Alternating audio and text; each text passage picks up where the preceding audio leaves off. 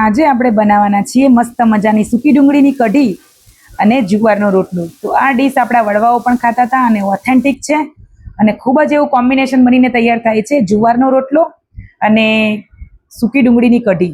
કેમ કે જનરલી આપણે બાજરીના રોટલા સાથે જ ખાતા હોઈએ છીએ, પણ એકવાર અવશ્ય ટ્રાય કરજો. ખૂબ જ ટેસ્ટી એવી લાગે છે અને સરસ બનીને તૈયાર થાય છે. તો ચાલો બનાવવાનું સ્ટાર્ટ કરીએ. એના માટે મેં અહીંયા 500 ml છાશ લીધી છે. 500 ml છાશમાં આપણે 2 ચમચી ચણાનો લોટ એડ કરવાનો છે. જો તમારે કઢીને થોડી પતલી રાખવી હોય તો 1 જ ચમચી એડ કરવાનો, પણ અહીંયા એકદમ પ્રોપર બનાવવી હોય સરસ રોટલા સાથે ખવાય તેવી તો 2 ચમચી ચણાનો લોટ એડ કરીશું, 1 મોટી ચમચી ધાણા જીરું પાવડર અને અડધી ચમચી આપણે હળદર પાવડર એડ કરીશું. સરસ બેટરને મિક્સ કરી લેવાનું છે, એકદમ ગોઠલી ના વળે એ ટાઈપનું સરસ કરી લેવાનું છે. તો બેટર આપણું રેડી થઈ ગયું છે. તો હવે આપણે એને વઘાર કરીશું. તો અહીંયા આપણે કઢાઈ મૂકી દીધી છે. કઢાઈમાં આપણે ઓઇલ એડ કરી દીધું છે જરૂરિયાત પ્રમાણે.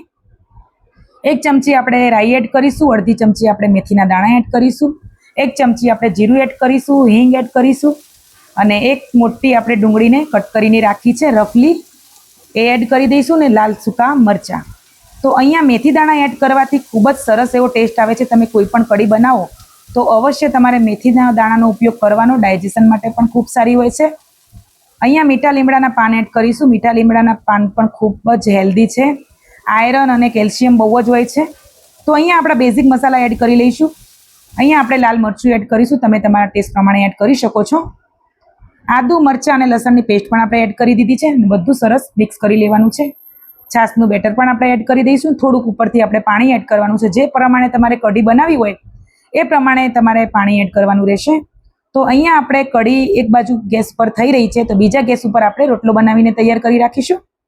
તો અહીંયા જુવારનો લોટ લીધો છે, ટેસ્ટ પ્રમાણે મીઠું એડ કરીશું અને થોડું થોડું પાણી એડ કરીને લોટ બાંધવાનો છે. લોટ જ્યારે પણ આપણે રોટલો બનાવવો હોય ત્યારે લોટને જેટલો આપણે મસળીશું ને એટલો રોટલો સરસ બનીને તૈયાર થાય છે.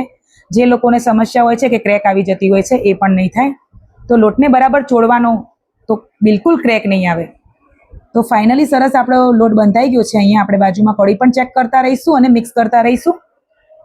તો રોટલાને સરસ આપણે થેપી લેવાનો છે હથેળીની મદદથી. તમે જોઈ શકો છો વિડીયોમાં આ ટાઈપનું હથેળીની મદદથી આપણે આ રીતનું બનાવીને રેડી કરીશું. તો હવે આપણે એને એડ કરી લઈશું તવીમાં. તો ત્યાં સુધી જુઓ કઢી સરસ આપણી ઉકળી ગઈ છે. તો અહીંયા મીઠું એડ કરવાનું બાકી રહી ગયું હતું આપણે. તો હંમેશા મીઠું એડ કરવાનો સમય આવે ત્યારે કઢી ઉકળવા માંડે પછી જ એડ કરવાનું, જેથી કરીને કઢી આપણી ક્યારેય ફાટશે નહીં.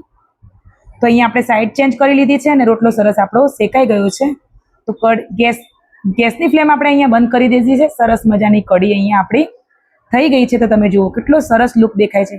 જો તમારી પાસે ફ્રેશ લીલા દાણા હોય તો અવશ્ય એડ કરજો. મારી પાસે આજે અવેલેબલ નહોતા તો મેં નથી કર્યા. તમારી પાસે હોય તો ચોક્કસથી કરજો. તો અહીંયા આપણે સરસ મજાનું રોટલા ઉપર ઘી લગાવી લઈશું. તો રોટલા સાથે તો ઘી ખાવું જ જોઈએ, બહુ જ સારું છે હેલ્થ માટે. તો મસ્ત મજાનો ગરમ ગરમ જુવારનો રોટલો અને સૂકી ડુંગળીની કઢી બનીને તૈયાર થઈ ગઈ છે. આ ડીશ તમે 3 સિઝનમાં ખાઈ શકો છો. કઢીના અઢળક ફાયદા છે. કઢીમાં મેગ્નેશિયમ, પોટેશિયમ, ફોસ્ફરસ હોય છે, હિમોગ્લોબિન વધારવામાં મદદ કરે છે અને ખૂબ દિલ માટે પણ ખૂબ